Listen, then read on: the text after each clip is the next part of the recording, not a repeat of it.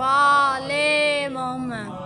परवरदिगार के लाख एहसानात हैं कि जिसने एक बार फिर हमें अपनी बारगाह में बुलाकर हम पर एहसान फरमाया, और ये उसका सबसे बड़ा एहसान है कि उस ज़ाते परवरदिगार ने हमें इस काबिल समझा कि हम उसकी दरबार में आकर सर पे सुजूद होकर उसकी हम्द व सना करें। तमाम तारीफ़ें उस परवरदिगार के लिए जो आलमीन का रब है, तमाम तारीफ़ें उस परवरदिगार के लिए जो नेअमात अता करता है, तमाम तारीफ़ें उस परवरदिगार के लिए जो छोटी छोटी नेकियां कबूल करके बड़े बड़े गुनाहों को माफ़ करता है। तमाम तारीफ़ें हैं उस परवरदिगार के लिए जो रब्बुल आलमीन है, तमाम तारीफ़ें हैं उस परवरदिगार के लिए जो छोटे छोटे नेक अमाल कबूल करके बड़े बड़े गुनाहों को माफ़ करता है। उसने तो कह दिया है ला तक़नतू मिन रहमतिल्लाह इन्नल्लाह यग़फ़िरुद्दुनूब जमीआ इन्नहु हुवल गफ़ूरुर रहीम। अल्लाह की रहमत से कभी नाउमीद मत होना।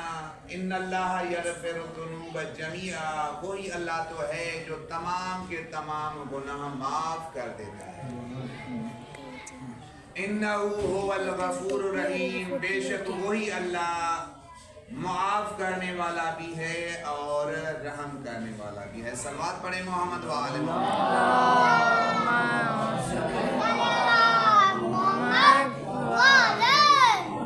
अगर हम अपनी ज़िंदगी पे गौर करें कि मौला कायनात इमाम अली इब्न अबी तालिब फरमाते हैं कि अल्लाहुम्मा सल्ली अला मुहम्मद व आले मुहम्मद। शिकारी को शिकार करते हुए कि जो शिकार हो जाते हैं, क्यों शिकार हो जाते हैं? मौला फरमाते हैं जब कोई शिकार एक लम्हा के लिए, जब कोई जानवर परिंदा एक लम्हा के लिए अल्लाह की इबादत से गाफिल हो जाता है, वो शिकारी का शिकार बन जाता है। माशाल्लाह अक्सर जो कोठों में रह कर आए हैं, परिंदे का शिकार करते हैं या कोई जानवर का शिकार करते हैं, तो आप खुद अंदाजा करें कभी कभार ऐसे होता है कि भीड़ होती है परिंदों की, हम शिकार करना चाहते हैं, एक भी शिकार नहीं हो पाता। और कभी कभार एक ही शिकार बैठा हुआ है, चाहे दरख्त पे हो चाहे ज़मीन में हो, हम उसको मार डालते हैं, वो मर जाता है। मौला कायनात फरमाते हैं जब कोई भी शिकार एक लम्हा के लिए अल्लाह को भुला बैठता है, अल्लाह का जिक्र फरामोश कर बैठता है, यानी अल्लाह के जिक्र से गाफिल हो जाता है, वो शिकारी का शिकार बन जाता है।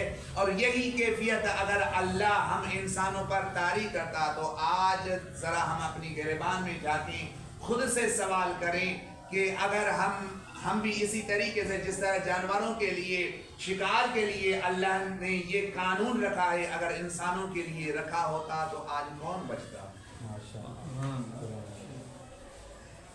हम तो हर टाइम नफ्सा नफ्सी के पीछे पड़े हुए हैं, लेकिन हमने अल्लाह को भुला दिया है। और अल्लाह ने भी ये कह दिया तुम मुझे तो नहीं भुला सकते, बल्कि तुम खुद को भुला रहे हो। क्यों? इसलिए कि कायनात के रब की अगर हम जरा उनकी नेमत पर गौर करें कि हर एक नेमत को तसव्वुर ही करें कि और देखें कि कायनात में जब नजर दौड़ाएंगे कि अल्लाह ताला की ऐसे समझे कि अनगिनत नेमत हैं जो सिर्फ इंसान के लिए। मा खलक़्तु हाज़ा बातिला, कोई भी चीज बगैर मकसद के नहीं बनाई गई। अब जब कोई चीज बगैर मकसद के लिए नहीं बनाई गई, यानी हर एक चीज जो बनाई गई है वो इंसान की नेमत की सूरत में बनाई गई है, ताकि इंसान को बआसानी नेमात मिलती रहें। सलावत पढ़े मोहम्मद व आल मोहम्मद। अल्लाहुम्मा सल्ली अला मुहम्मद। हमने कभी गौर नहीं किया, हमने कभी तवज्जो नहीं किया कि वाकई वो अल्लाह जो मैंने इब्तिदा में ही कहा कि वो छोटे छोटी आमाल कबूल करके बड़े बड़े गुनाहों को माफ करता है। एक बंदा है नसुआ, क्या हुआ था नसुआ के साथ? वो एक शख्स आया रसूल खुदा की खिदमत में, या रसूल अल्लाह मैं गुनाहगार हूँ, क्या अल्लाह मुझे माफ कर सकता है? तवज्जो कीजिएगा इस जुमले को। वाकई अल्लाह देखें क्या क्या माफ करता है हमारा, कितनी नाफरमानी करते हैं अल्लाह की, लेकिन वो भी कहता है तुम मेरे दरबार में आप, मैं तो तुम्हारे आने का इंतजार करता हूँ। वो तो हमारे आने का इंतजार करता है कि मेरा बंदा मेरे दरबार में आए और मुझे ही सब कुछ समझे, मेरी ही इबादत करे। देखो मैं आमाल कैसे कबूल करता हूँ, मैं दुआएं कैसे कबूल करता हूँ। एक शख्स आया रसूल खुदा की खिदमत में, या रसूल अल्लाह मैं बहुत गुनाहगार हूँ, क्या अल्लाह मेरे गुनाहों को माफ कर सकता है? तो वहां पर रसूल खुदा ने कहा कि तो भाई नसुआ करो, तुम्हारे तमाम के तमाम गुनाह अल्लाह माफ करेगा। फिर उसने कहा या रसूल अल्लाह मेरे बहुत बड़े गुनाह हैं, बहुत बड़े गुनाह हैं।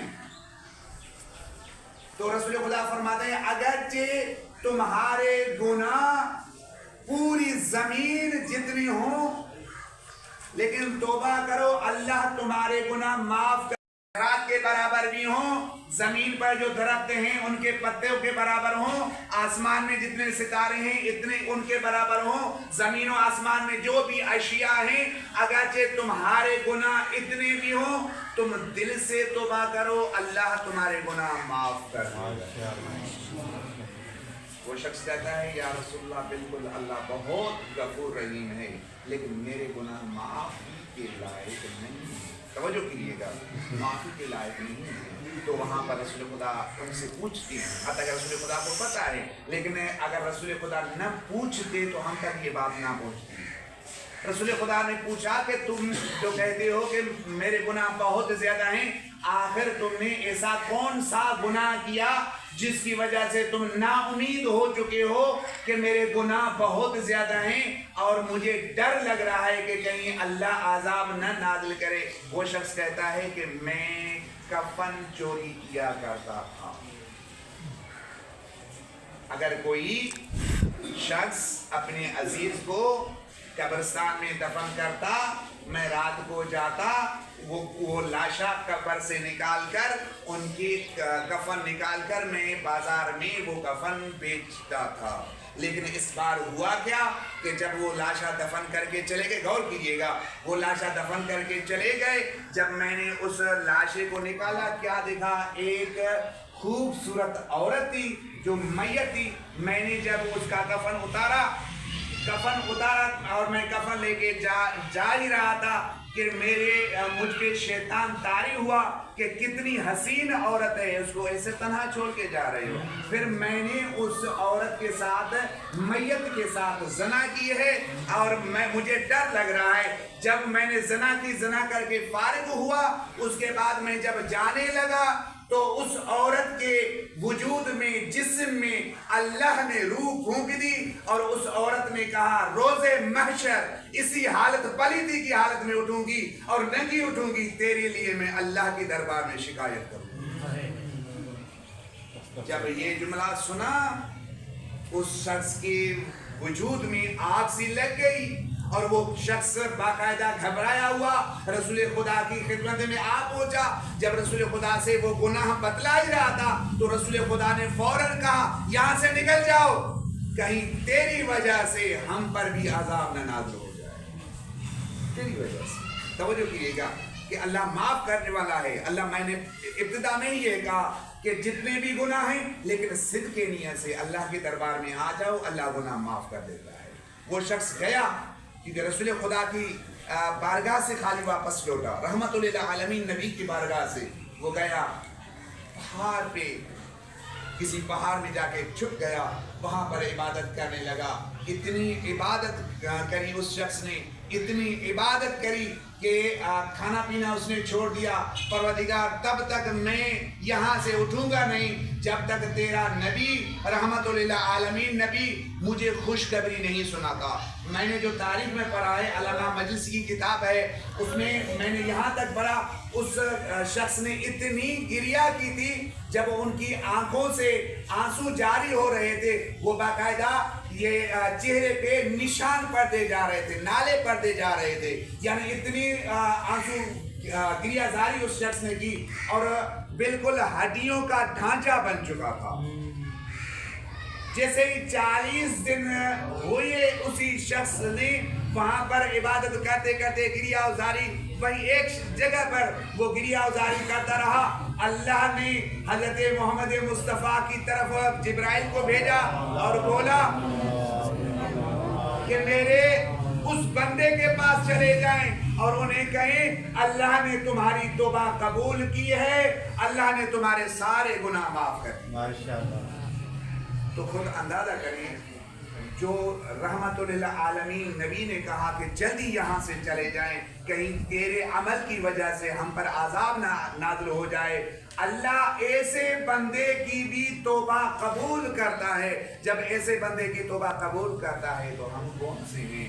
ہم کوشش کریں، اپنی گریبان میں جھانکیں اور اللہ کی دربار میں صدق نیت سے اللہ کی دربار میں آ کر اپنے گناہوں کی توبہ کریں۔ انشاءاللہ اللہ تعالی ہمارے گناہ معاف فرما دے گا۔